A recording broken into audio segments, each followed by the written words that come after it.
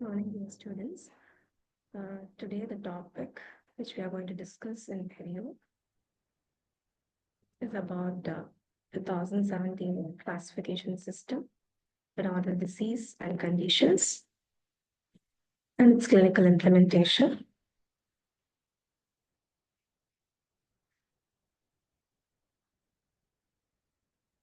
So, the contents will be including the introduction of what is a classification.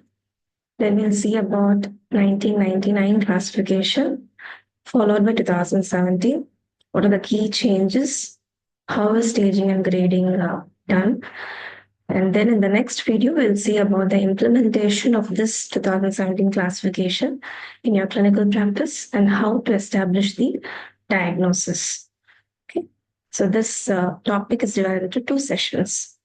So the first session will be covered today. So coming to the introduction, we all know classification means a systematic arrangement in groups or categories according to established criteria specifically. A number of periodontal classification schemes have been proposed, modified, updated as knowledge of the pathobiology of periodontal disease has improved. Basically, these classification provides you a framework about the knowledge of all the diseases related to periodontia, and it helps in effective communication between the specialist for depicting the overall population surveys, diagnosis, and procrastination purposes, and coming in for an appropriate treatment plan.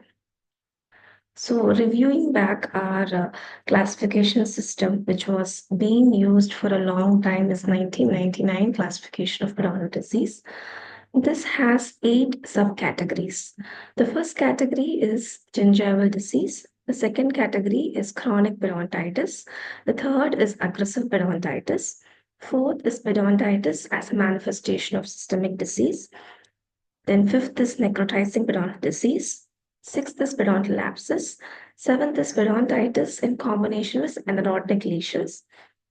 And the eighth one is developmental or inherited condition. These are the basic headings which comes in 1999 classification.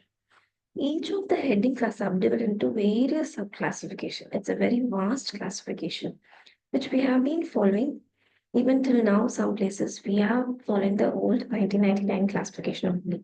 So if I should elaborate just for a revision purpose, the type 1 gingival disease is subdivided into two basic headings. The first heading is plaque induced.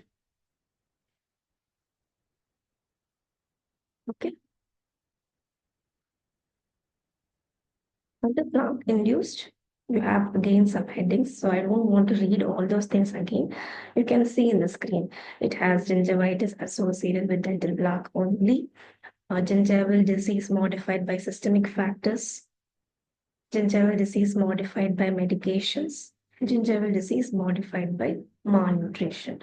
Each of the four headings has separate subheading also. It is a detailed classification.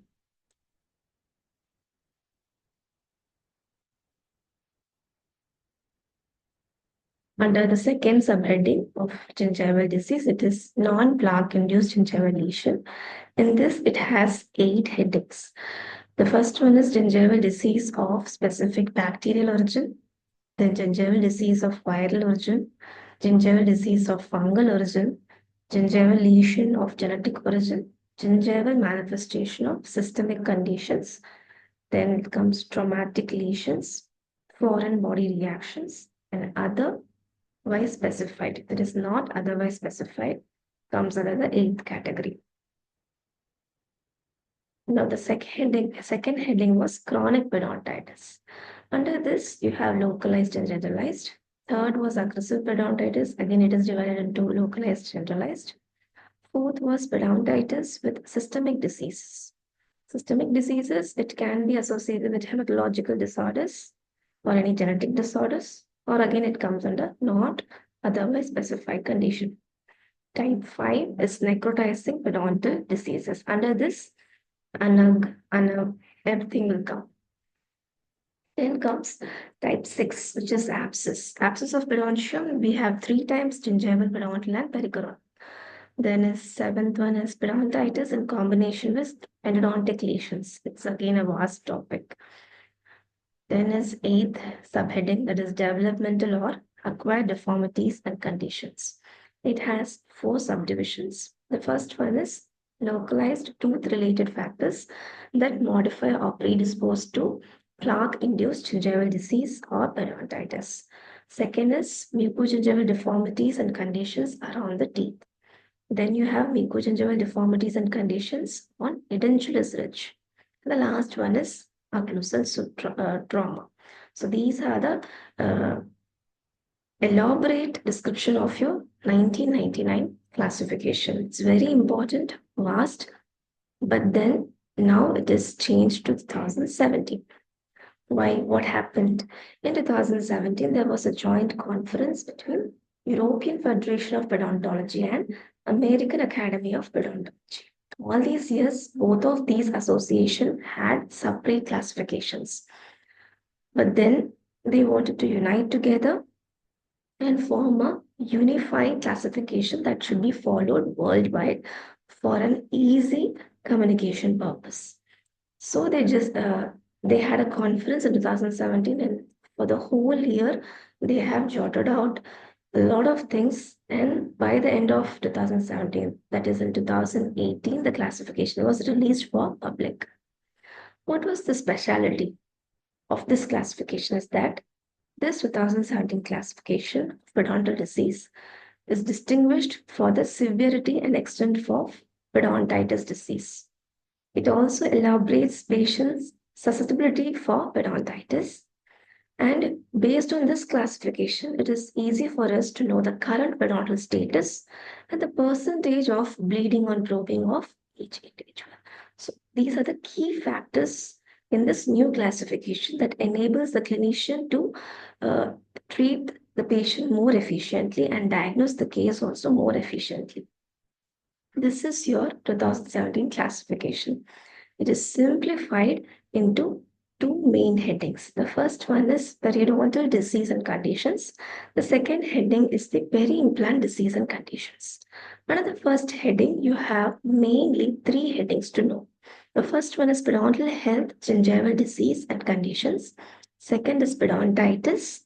Third is other conditions affecting the periodontium.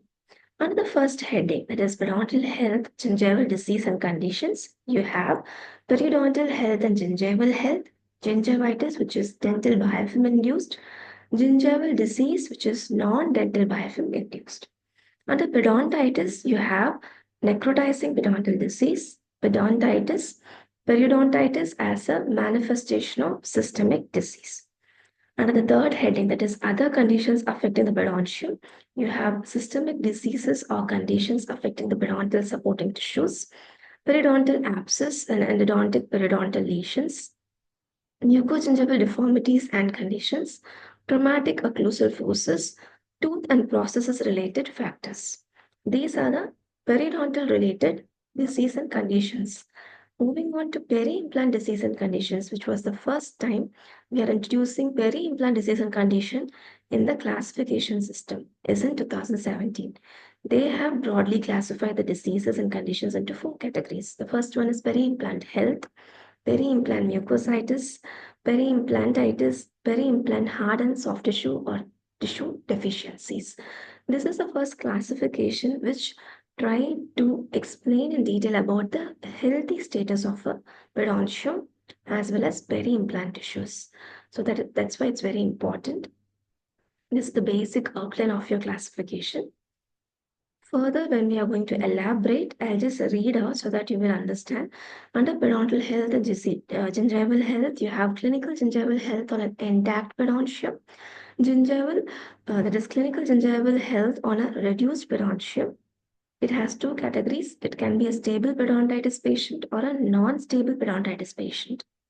Then comes gingivitis, which is dental biofilm induced.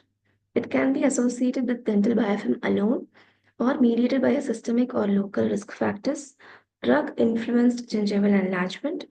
Then comes the gingival disease, which is non-dental biofilm induced. It can be under the heading which are going to be there in the further classification, that is genetic or developmental specific inflammation, reactive processes, neoplasm, endocrine, nutritional, metabolic diseases, traumatic or gingival pigmentations. Then we have to see about forms of periodontitis. This was the second heading in the classification. So under this, you have necrotizing periodontal disease. It has necrotizing gingivitis, periodontitis, necrotizing stomatitis. Periodontitis as a manifestation of systemic disease have various classification based on ICD codes, which are the periodontal diseases which comes under manifestation of systemic diseases. The third one is most important for your exam is periodontitis classification according to 2017. It has mainly staging, grading, and the extent. Under stages, it is based on the severity and complexity of the management. It has stage 1, 2, 3, and 4. Stage 1 is initial periodontitis. Stage 2 is moderate periodontitis. Stage 3 is severe with potential for additional tooth loss. Stage 4 is severe periodontitis with potential for loss of dentition. Complete change in your dentition will happen.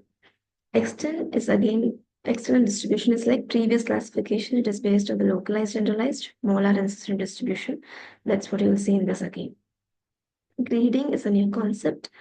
This is based on the evidences or risk of rapid progression, anticipated treatment response. You can categorize a case for grading as grade A, B, or C. If it is a grade A, it means there is slow rate of progression. If it is grade B, it means a moderate rate of progression. If it is grade C, it is a rapid rate of progression of the condition.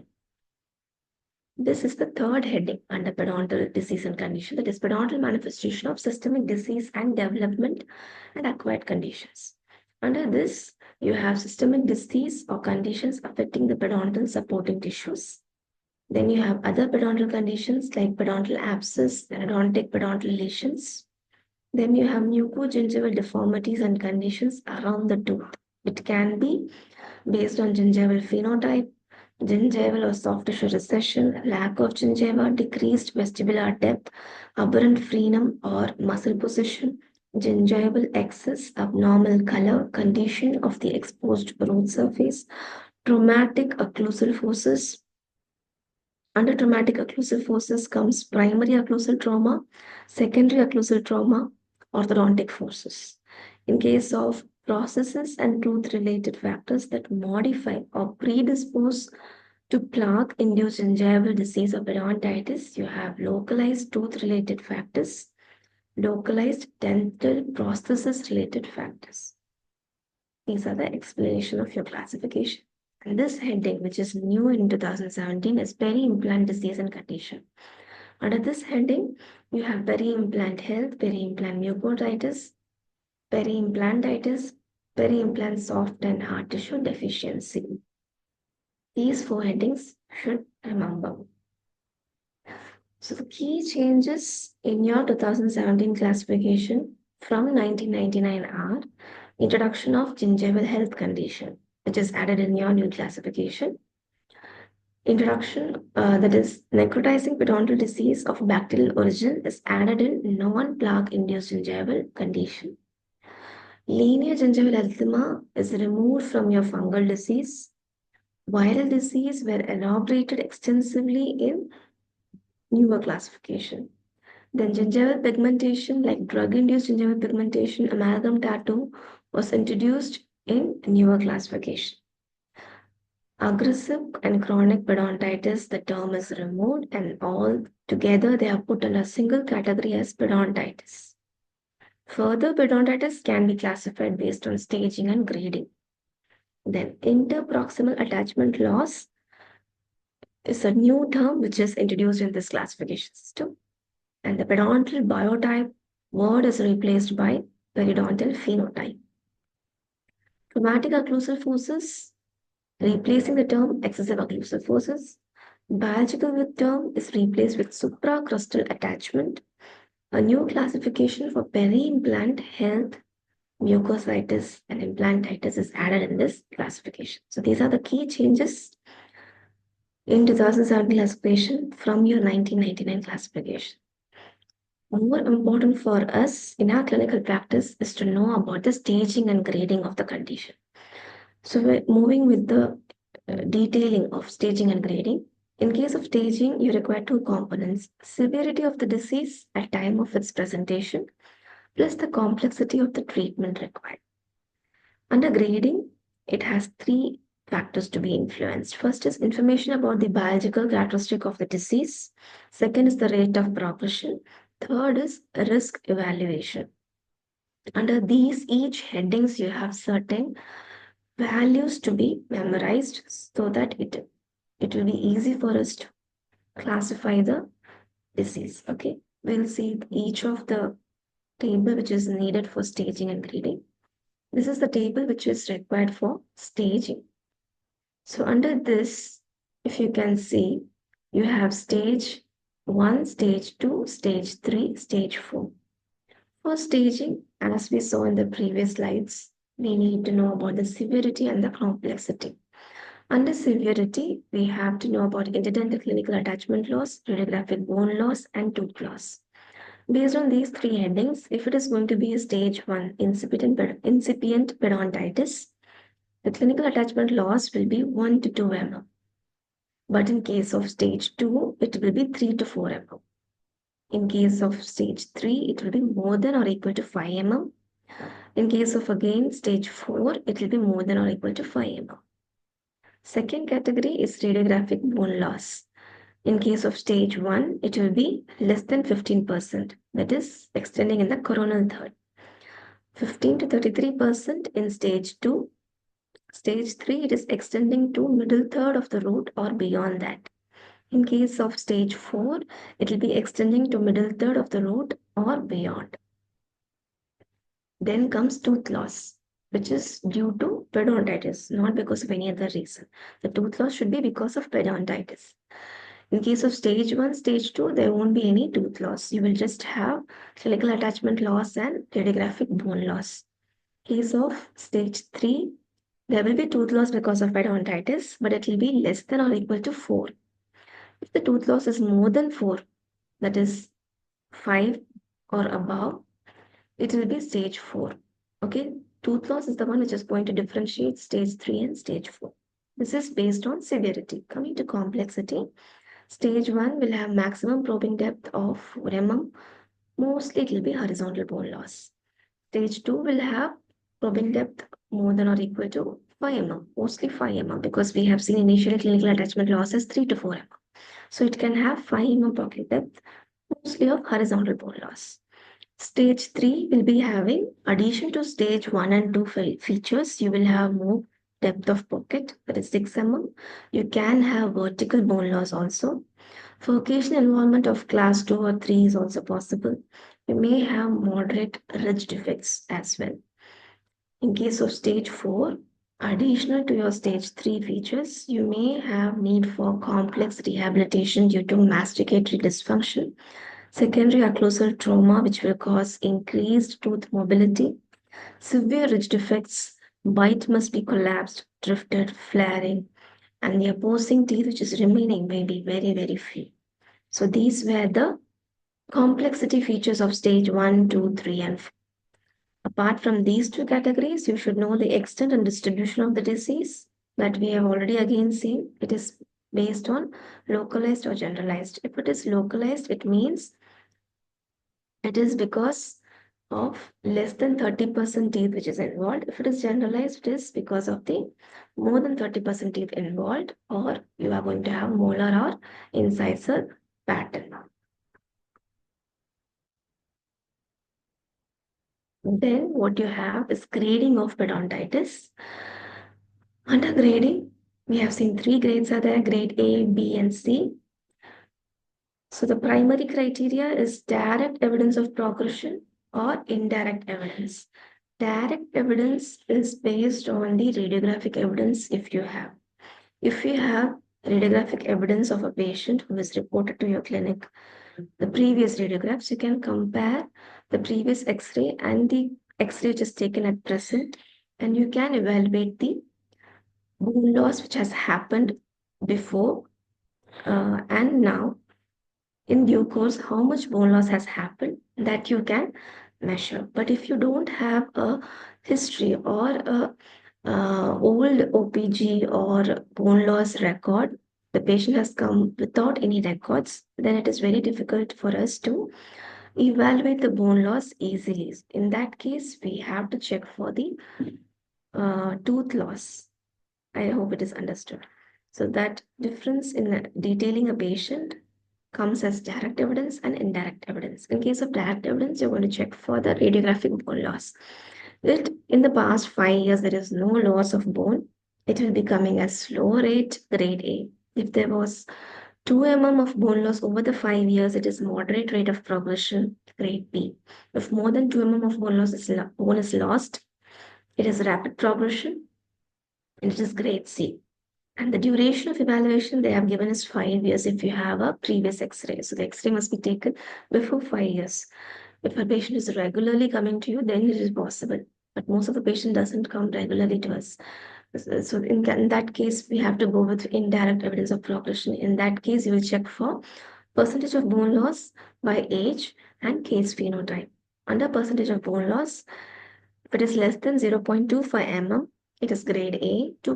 That is 0.25 to 1 mm, it is grade B. More than 1 mm, it's going to be grade C. Case phenotype, that is how the overall hygiene and pedontium is there, that is phenotype. Under grade A, it will be heavy biofilm deposit with low level of destruction. Grade B will be destruction commensurates with the biofilm deposit. That is, it's almost similar.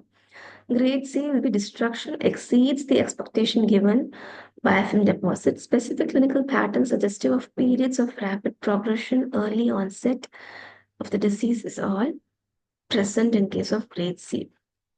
If I should compare it, according to your 1999 classification, your aggressive periodontitis will have more of grade C appearance. Okay.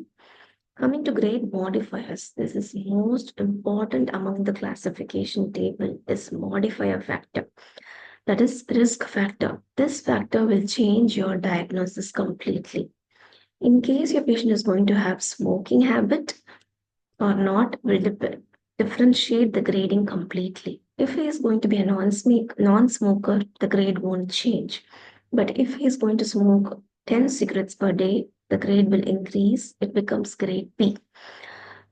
If he is going to smoke more than 10 cigarettes, it becomes grade C. That is for smoking. Then comes diabetes. If he is non-diabetic, he is in a grade A. If his HbA1c value is less than 7%, he is in grade B. If it is more than 7%, he is under grade C.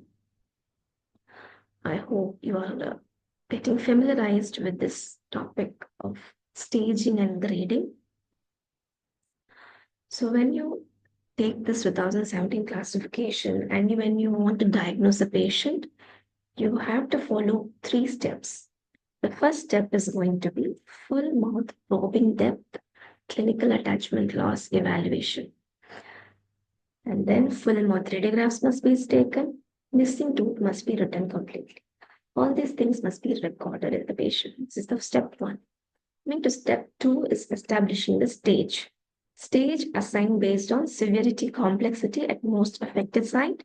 A single stage is assigned to a patient. Okay, you cannot give multiple stage. It can be either stage 1, 2, or 3, not 2. Okay, any one of the stage only you can give. If it is mild to moderate periodontitis without any tooth loss, it will come under either stage 1 or 2. If it is going to be severe, based on number of tooth loss, you will differentiate it as stage 3 or stage 4. I hope you remember the table which we have just seen. Okay. Coming to step number 3, which is establishing the grading. This is based on the rate of progression of the periodontitis, responsiveness to standard therapy, potential impact on systemic health. So your grading will be given to as A, B, and C. We have seen 2 things, that is radiographic bone loss, tooth loss, and phenotype modifying factors in the previous table. I hope you all remember that. So that will help you to give a grading. First step was examination, second step is staging, third step is grading.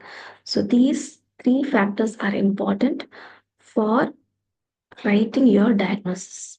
Apart from this, you should know how to use bleeding or probing method also for evaluation.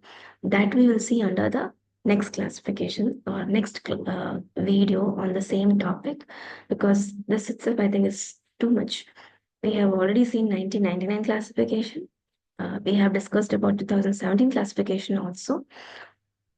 But now, how this classification, that is staging and grading, is going to be useful for you in diagnosing your case, we'll see in our next presentation. Okay, I hope this was very useful for you. The next presentation topic will be something like after grading slow rate, moderate rate, and rapid rate. It will be based on implementation of principles, basic periodontal examination in your knee classification system. See you in the next class. Thank you.